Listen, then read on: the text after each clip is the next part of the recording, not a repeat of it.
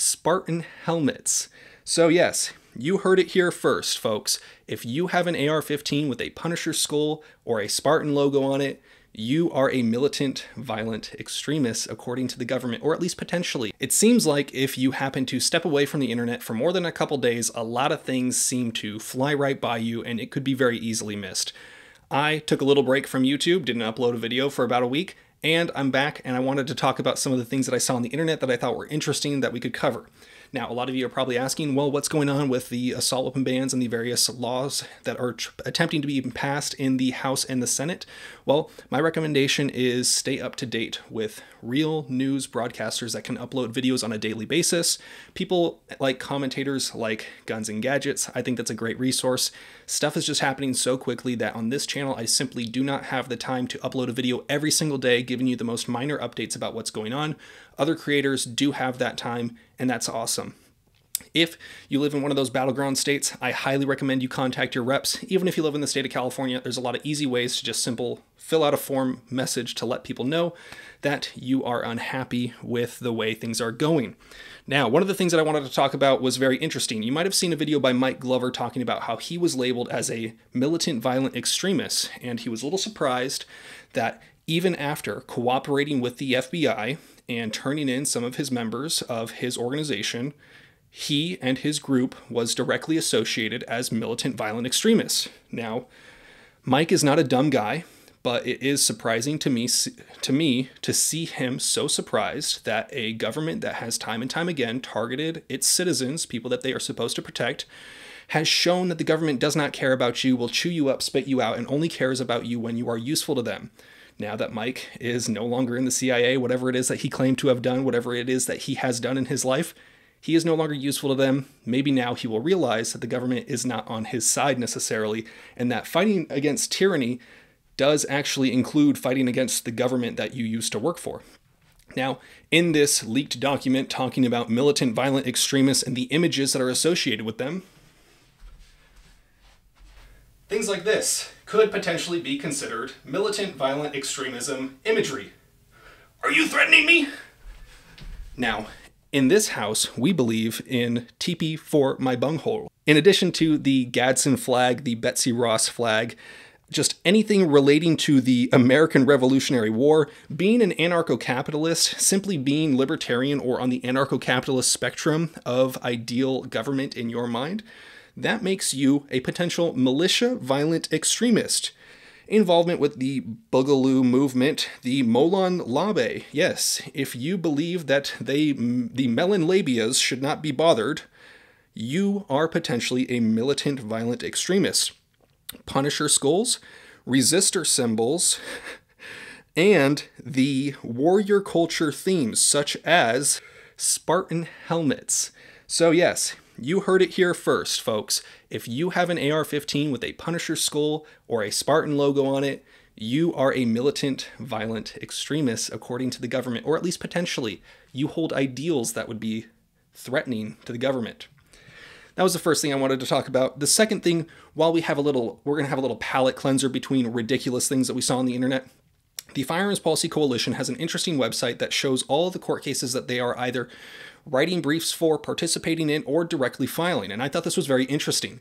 It seems as if there are about 60 court cases that they are filing lawsuits or filing documents in. And I think that's really awesome. I'm going to have that link down below. If you want to support the Firearms Policy Coalition, I think they're a great organization to support, especially if you live in the state of California. They do a lot of stuff for them. You might be wondering, Reno, what about the CRPA? You're participating in a lawsuit with them. Yes, and it's awesome. There is no, in my mind, competition between organizations. Many organizations do a lot of great things, and it's important to support many organizations who do those things to protect your rights and try to get rights back for you. Your rights never really go away. The government just punishes you for exercising them. And these organizations like the CRPA and FPC and the Gun Owners of America, Gun Owners of California are great organizations to support. Now, unfortunately, I can't actually show this video because it will likely get this channel demonetized, striked, all that kind of stuff. A lot of gun channels lately have been getting content strikes. And I am looking to stay as friendly on this channel as I can, seeing as I have been demonetized before, and the channel is just now, after 8 months of being remonetized, finally growing at a pace that it was when it was demonetized, before it was demonetized. So, a Las Vegas smoke shop owner stabs a man multiple times during an attempted robbery. Yeah, this man studied the blade. This man was prepared. He was not strapped, but he did not get clapped. While you were busy flirting with girls, this man was studying the blade. Now, this was a very interesting situation. It happened obviously not in the state of California like many of the people that watch this channel. Now this is not legal advice. I am not a lawyer. Please understand that. Some people think I'm joking when I say that. But I think many people would probably say if you are ever in a situation where you have to defend yourself with lethal force, let's say you have to shoot someone, stab someone, run them over with your car, whatever it is, let's say that you are put in a situation where you are justified to use lethal force against someone. My personal recommendation, and I think some other people would probably agree, is do not go on Reddit and do an AMA and ask me anything about the situation. Now, according to this guy, he spoke to his lawyer, and his lawyer said, yeah, it's all good. Go ahead. Go on the internet. Talk all you want about this. It seems as if they are not currently having charges pressed against him yet. Who knows about civil court? I don't know. But he said that his lawyer cleared it with him and that he is all good to talk about this. This guy went on and talked a whole lot, giving details, talking about his mindset and that kind of thing. Information that, if potentially used against him, would be very damning and very hard to defend yourself against. One interesting thing that I wanted to mention was that in this, he actually mentioned how playing League of Legends prepared him. You looked like you had some stabbing experience. Was that your first time, or did you play through similar situations in your head before? Now, his response was, never been in this situation before or anything similar, but I feel like I learned to stay calm under pressure because of my experience playing League. Team fights made my heart rate rise, but I was able to keep calm in that. Weird how stuff in games can apply in real life. Oh yeah, I'm sure you have this same amount of adrenaline running through your system when you're playing League of Legends. Now, League of Legends players are some of the most toxic, aggressive people on the internet. Feel free to disagree if you want. I'm right. I don't know. Me personally, I wouldn't be saying those things on the internet after I had to stab someone. I also live in the state of California, where some prosecutors might not be as reasonable, let's say. Now, the last thing that I wanted to talk about was how a North Carolina Sheriff Department is stocking schools with AR-15 rifles in the wave of the Uvalde shooting. A lot of people did not read this article and got very upset. Specifically, people on the left, but, we don't have to talk about that today.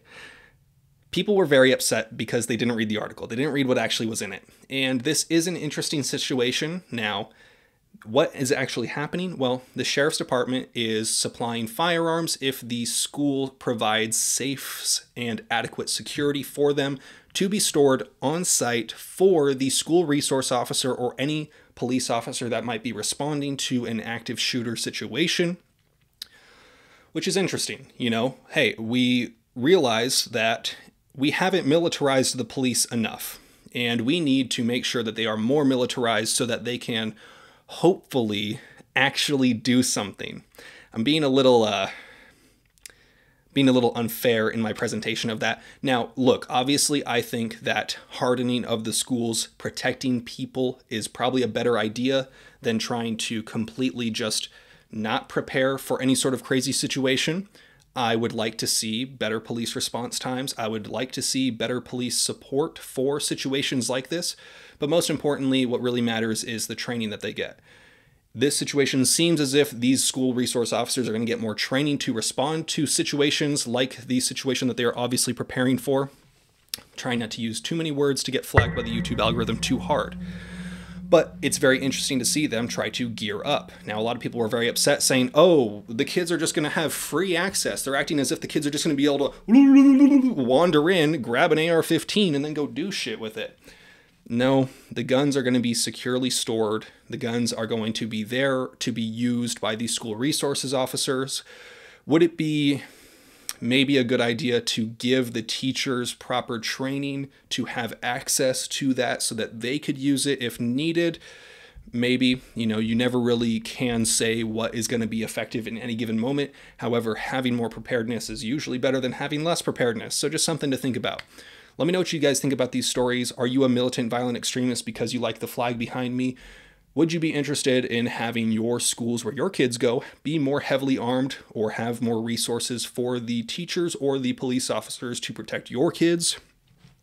What do you think about the current court cases going on? Have you supported a pro-2A organization lately? You guys know the drill. Have fun, be safe, stay dangerous. Peace.